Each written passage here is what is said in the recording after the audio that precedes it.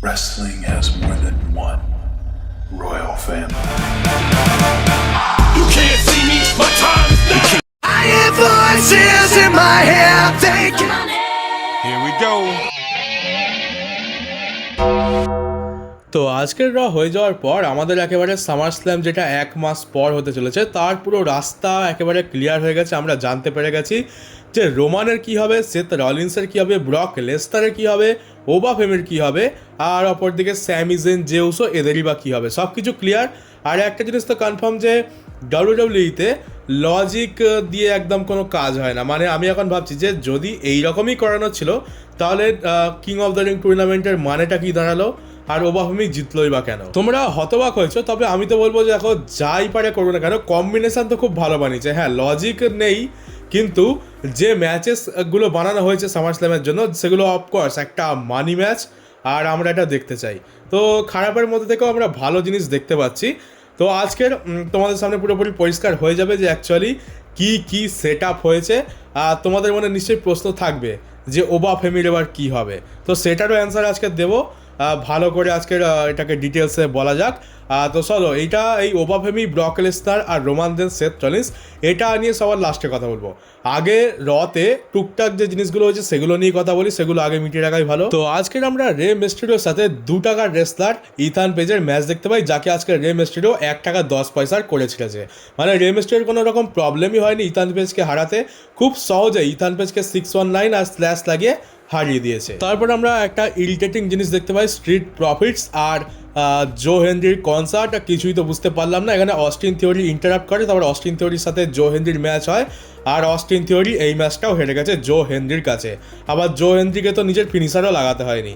তো এই হচ্ছে অস্টিন থিওরির অবস্থা। এরা নাকি ডাব্লিউডাব্লিউইর ভবিষ্যৎ। সিগনেচার মুভি কিক আউট করতে পারছে না। অস্টিন থিওরি যখন ভিজান টিমে এসেছিল তখন ভেবেছিলাম যে এইবার পুশ পাবে, কিন্তু হ্যাঁ, পুশ তো পেয়ে গেছে। অস্টিন থিওরির হাল আগে যা ছিল এখনও তাই আছে, শুধু নামটা ভিজানের সাথে জুড়েছে আর টাকলা হয়ে গেছে, ব্যাস এটুকুই পার্থক্য।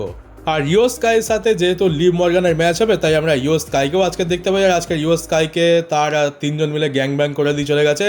রাকাল রড্রিগেজ, লিভ মর্গান আর রক্সিন প্যারিস 3 জন মিলে তার নিতে অ্যাটাক করে। এমনিতে তো দেখানো হয় যে তার নি খুবই ইনজর্ড, কিন্তু দিব্যি হেসে গেলে বেড়াচ্ছে। ম্যাচের মধ্যে অ্যাক্টিং করো, যখন মার খাবে তখন অ্যাক্টিং করো, কিন্তু ঠিক তারপরে দেখলাম যে দৌড়ে দৌড়ে চলে যাচ্ছে। আর এইটাই খুব বিরক্তিকর লাগে যে যখন কাউকে কমজোর দেখাতে হয় কেন তার সবসময় হাতে ব্যথা পায়ে ব্যথা দেখানো হয়। ইনজুরি যদি হয় তো সত্যিকারই দেখাও না, এরকমভাবে দেখে কী লাভ? মানে টাকলা ভাবছেটা কি, ইনজর্ড দেখালে কি আমরা সুপারস্টারটাকে কমজোর মনে করবো না, যে না ইনজর্ড তাই জন্য মার খাচ্ছে? না হলে তো এ একাই 10-12 জনকে ধুয়ে দেয়। আর আজকের আমরা best of all time Jimmy উসোর সাথে LA নাইটের ম্যাচ দেখতে পাই, যেখানে যে উসো চিটিং করে, মানে ইন্টারাপ্ট করে, যার ফলে LA নাইট ম্যাচটা হেরে গেছে। জিমি উসো রোল করে পিন করে দেয় LA নাইটকে। তো যে উসো দেখতে ফেস হলেও মালটা হিলি আছে। তো তারপরে এখানে LA নাইট রেগে গিয়ে জিমি উসোর উপরে অ্যাটাক করে দেয় যে চিটিং করে আমাকে হারানো হয়েছে। যে উসো আসে বলে গ্রেটেস্ট অফ অল টাইম সামনে থাকতে এরকম ধরনের ব্যবহার, তো সে LA নাইটের উপর অ্যাটাক করে। আর LA নাইটকে বাঁচানোর জন্য কে আসে? Solo Sikoa. মানে বাঁচানোর জন্য রিংয়ের মধ্যে ঢুকে তো বাঁচায়নি, তবে best of all time Jimmy উসোকে সামন স্পাইক লাগিয়ে বেরিয়ে যায়। মানে দেখ, তুই LA নাইটকে মারছিস, আমি তোর ভাইকে মেরে দিয়ে চলে গেলাম। আর এবার তো পুরো ফিল আসছে যে LA নাইট আর সোলো সিকোবা একটা সেম পেজে আসবেই। আর আমি তো চাই দুজনে একসাথে হোক আর উসোসকে একেবারে ধ্বংস করে দিক। আর শুধু তাই নয়, আরও একটা ভয়ঙ্কর কথা বলি, সেটা হচ্ছে যে উসো ঠিক করে নিয়েছে যে সে স্ম্যাকডাউনেতে যাবে আর স্যামিকে চ্যালেঞ্জ করবে সামার স্ল্যামের জন্য। মানে স্যামি gen versus J Uso at summer slam maybe হতে পারে। তবে তোমাদেরকে বলে রাখি যে পরে স্ম্যাকডাউনটাকে টেপ করে নেওয়া হয়েছে, তো স্ম্যাকডাউনে কী কী ঘটেছে পুরো স্পয়লার আমার কাছে রয়েছে। পরের ভিডিওতে তোমাদেরকে ডিটেলসে বলবো যে স্ম্যাকডাউনে কি হতে চলেছে। তোমাদের আর শনিবার সকাল অবধি ওয়েট করতে হবে না, কালকেরই সব কিছু জানিয়ে দেবো। আর আমরা চ্যাট গেবলের সাথে জেডি ম্যাকডোনাল্ড ম্যাচ দেখতে পাই। আর তাছাড়া ব্যাক স্টেজে দেখানো হয়েছিল যে ড্যান হাউজেন তো টাকা নিয়ে নিয়েছে, কিন্তু জাজমেন্টের কাজ করেনি, অভিশাপ দেয়নি ওবাফেমিকে। তো যার ফলে ড্যান হাউজেনের যে ল্যাব রয়েছে, যেখানে ওই মিস কিট উইলসন এদেরকে ক্লাউন বানিয়ে রেখে দিয়েছিল, তো সেই ল্যাবটাকে পুরো ভেঙে চুরমার করে দিয়েছে ড্যান হাউজেনের। জেডি ম্যাকডোনা আর ডমডম ভাই। তো বদলা নেওয়ার জন্য ড্যান হাউজেন আসে একটা সুটকেস নিয়ে, একটা ছোট্ট সুটকেস বাক্স। ডমডম ভাই ভাবছে যে ওর মধ্যে টাকা রয়েছে, কিন্তু যখন খোলে একটা সাদা পাউডার ওরে, আটা ময়দা কিছু তো ছিল, খুব জোরে ওরে, আর আমাদের ডমডম ভাই কানা হয়ে যায়। আর রিংয়ের মধ্যে তো জেডি ম্যাকডোনাকে ভালো মতো ঠুকে দেয় চ্যাট গেবাল এই ম্যাচটা জিতে গেছে। আর চলে এবার সব থেকে এক্সাইটমেন্ট জিনিসটা নিয়ে কথা বলা যাক। সব থেকে বেস্ট যেটা, সেটা হচ্ছে ওবাফেমি কাকে চুজ করবে, স্যামি জেন নাকি রোমান রেন্স। এটার জন্যই আজকে রটা প্রথমে কিক অফ করে ওবাফেমি তো ভাই কিছু বলতেই পারেনি, কারণ তার আগেই থিম সং প্লে হয়ে যায় the beast incarnate Brock Lesnar. আর শুধু ব্রক লেসনার নয়, পল হেমানও তার সাথে রিটার্ন করেছে। ব্রক লেসনারের আজকে একটা নতুন মার্চেন্ডাইজ দেখতে পেলাম, যেটা খুবই ভালো লাগছে, নতুন কিছু করেছে।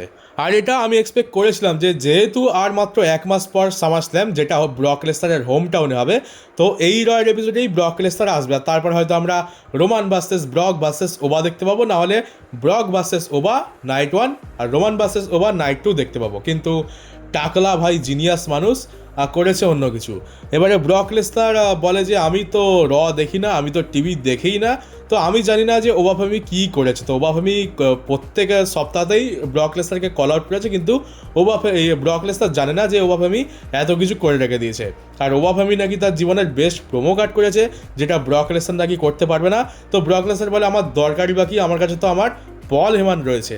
আর ব্রক লেসনার এখানে বলে যে king of the ring tournament তো জিতে গেছো, তো এক কাজ করো, আমাকেই চ্যালেঞ্জ করে দাও।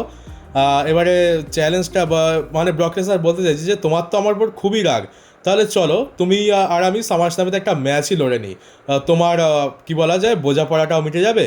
তো ক্রাউড এখানে নো চ্যান্ট করছে, ক্রাউড চায় যে ওবাফেমি যেন চ্যাম্পিয়নশিপের জন্য রোমানকেই চ্যালেঞ্জ করে। কিন্তু এবারে ব্রক লেসনার ওবাফেমিকে লোবলো লাগিয়ে তার আফ্রিকান লেবু ফাটিয়ে ফেলে, আর তারপরে F5ও লাগিয়ে দেয়। তারপর ব্রক লেসনার রিং থেকে লিভ করে র্যাম্পের কাছে যায় আর বলে যে আমি সামার স্ল্যামেতে hell in a cell match চাই ওবাফেমির এগেনস্ট। আর ওবাফেমি রেগে গিয়ে ওটা অ্যাকসেপ্টও করে নিয়েছে। তো এবার এটা ম্যাচটা পুরোপুরি অফিসিয়াল হয়ে গেছে যে Brock Lesnar versus Obafemi, third chapter inside Hell in a Cell. এটা দেখে আমি খুবই খুশি ছিলাম, কারণ প্রায় 2 বছর পর আমরা আবার কোনো হেল ইন এ সেল ম্যাচ দেখতে পাচ্ছি। টাকলার যুগে তো খুবই আকাল পড়েছে হেল ইন এ সেল ম্যাচের, তাও চলো একটা ভালো ম্যাচ করে দিয়েছে। আর এটা নাকি সামার স্ল্যামের মেন ইভেন্টও হতে পারে। তো হ্যাঁ, অফকোর্স এত ভালো ম্যাচ টাইটেল না থাকলেও এটা মেন ইভেন্ট হওয়ার যোগ্য, যেহেতু হেল ইন এ সেল আবার ওবাফেমি আর ব্রক লেসনার দুজনেই রয়েছে। এবার তোমাদের প্রশ্ন হবে যে তাহলে লজিকটা কোথায়? আমারও এটাই প্রশ্ন ছিল সকালবেলায় যে লজিকটা কোথায়। Obafemi king of the ring tournament জিতলো, তাকে তো সামার স্ল্যামেতে কোনো চ্যাম্পিয়নকে চ্যালেঞ্জ করতে হবে, তাহলে হলোটা কি, কেন দেখতে পেলাম না? আর ওবাফেমি যদি ব্রক লেসনারের সাথেই লড়ে, তাহলে রোমান আর স্যামির সাথে লড়বেটাকে? আর তার উপরে আমাদেরকে তো বলাও হয়নি যে নাইট 1-এতে ব্রক লেসনারের সাথে ওবাফেমি লড়বে আর নাইট 2-তে সে রোমানের সাথে লড়তে পারবে। এইটা নিয়ে আমি তো খুবই কনফিউজ ছিলাম, তোমরা অবশ্যই এখনও কনফিউজ। তো চলো এর অ্যান্সারটা পেয়ে গেছি, রিভিল করি।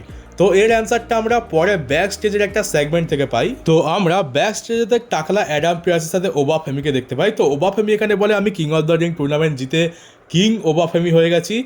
আর দেখো চ্যাম্পিয়নশিপ তো কোথাও যাচ্ছে না, চ্যাম্পিয়নও যাচ্ছে না, দুটোই এখানে থাকছে। তো আমি যে কোনো সময় আমার টাইটেল অপরচুনিটি ডিমান্ড করতে পারি, মানে জরুরি নয় যে আমি সামার স্ল্যামেতেই লড়বো। তো এখান থেকে পুরোপুরি ক্লিয়ার। তো বিষয়টা এরকম দাঁড়াচ্ছে যে আপাতত যেহেতু সে king of the ring tournament জিতে গেছে, তো পুরোপুরি গ্যারেন্টি যে সে টাইটেল ম্যাচ পাচ্ছে। এবার নিয়ম ছিল সামার স্ল্যামেতে ম্যাচ হবে, কিন্তু নিয়মটা টাকলা চেঞ্জ করে দিয়েছে। এটা জরুরি নয় যে তাকে সামার স্ল্যামেতেই লড়তে হবে। তো ওবাফেমি বলছে আপাতত আমি আগে ব্রক লেসনারের সাথে ফিউডটা শেষ করি সামার স্ল্যামেতে, আমি ব্রক লেসনারের এগেনস্টেই সামার স্ল্যামেতে লড়বো। আর তারপর সামার স্ল্যামে ব্রক লেসনারের সাথে পুরো প্রোগ্রাম শেষ হয়ে যাওয়ার পর অন্য কোনো একটা শোতে, অন্য কোনো একটা জায়গায় আমি আমার টাইটেল অপরচুনিটি ক্লেম করব। তো এইটা হচ্ছে এখন সিন সামার স্ল্যাম থেকে একটু শিফট হয়ে গেছে। তো আশা করি এবার তোমাদের কাছে ক্লিয়ার হয়ে গেছে যে রিওয়ার্ডটা রয়েছে ওবাফেমির কাছে, ওটা সে পরে ক্লেম করবে। সামার স্ল্যামে আপাতত ব্রক লেসনারের সাথেই যা হওয়ার হোক। তো আমরা কি ভেবেছিলাম ট্রিপল থ্রেড ম্যাচ, আবার ডবল ম্যাচ, কিন্তু না, কোনো দিক দিয়েই হয়নি। টাকলা তো পুরো ডেস্টিনেশনেই চেঞ্জ করে দিয়েছে। আমরা এটা ধরে রেখেছিলাম যে সামার স্ল্যামেতে টাইটেল ম্যাচ ওবাফেমির হবেই হবে, কিন্তু টাকলা বলে কোনো টাইটেল ম্যাচ হবে না, এখন hell in a cell match লড়ো, টাইটেল ম্যাচ পরে দেখা যাবে।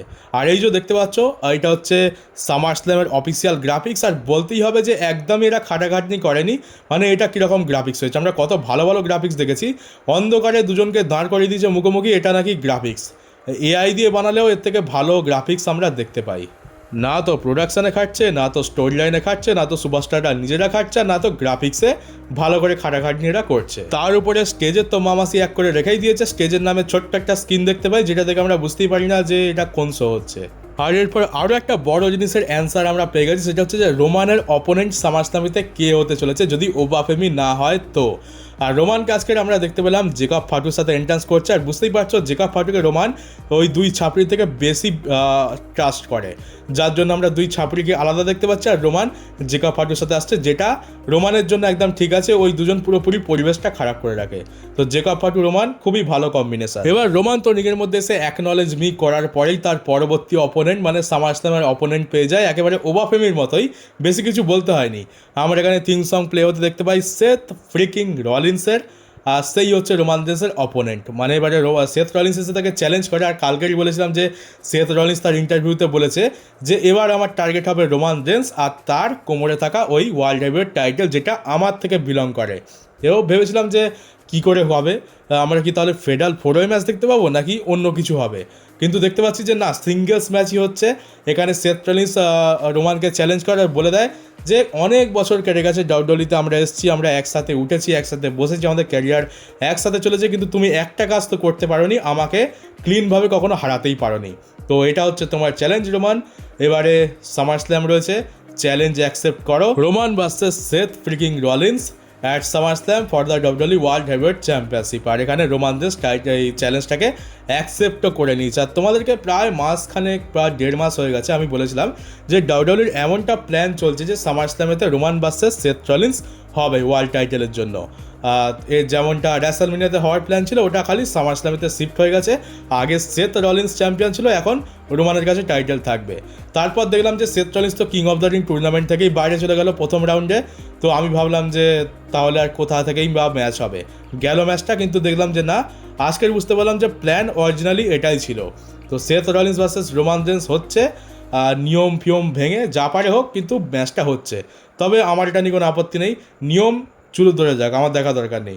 ম্যাচটা খুবই বড় একটা match, Seth Rollins versus Roman Reigns, আর আমি এটাতে খুশি। তো দুটো বড় ম্যাচ অফিসিয়াল হয়ে গেছে আজকের রাতেই।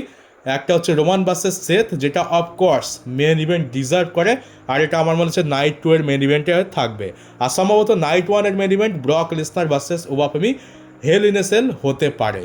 আর যদি বলো তাহলে কি স্যামিজেন মেন ইভেন্ট করবে না, তো আমি তোমাদেরকে জিজ্ঞেস করতে চাই যে স্যামিজেন, কোডি রোডস, জেউসো এরা যদি মেন ইভেন্টে থাকে, কে দেখবে সেটা, আর কেই বা দেখতে চায়? ওটাকে যদি এখন শোয়ের ওপেনিংয়ে রাখা হয় তাহলেই ঠিক আছে। আর দেখো কোথা থেকে কোথায় ভ্যালু নেমে গেল, কোডির জন্য টাইটেলের ভ্যালু কমে গেছে, আর এখন স্যামিজেন জিতে গেছে। ফ্যান্সরা, আরেকটা কথা বলে রাখি, ফ্যান্সরা কিন্তু একদমই পছন্দ করছে না, বহুত হেট করা হচ্ছে স্যামিজেনকে অনলাইনে।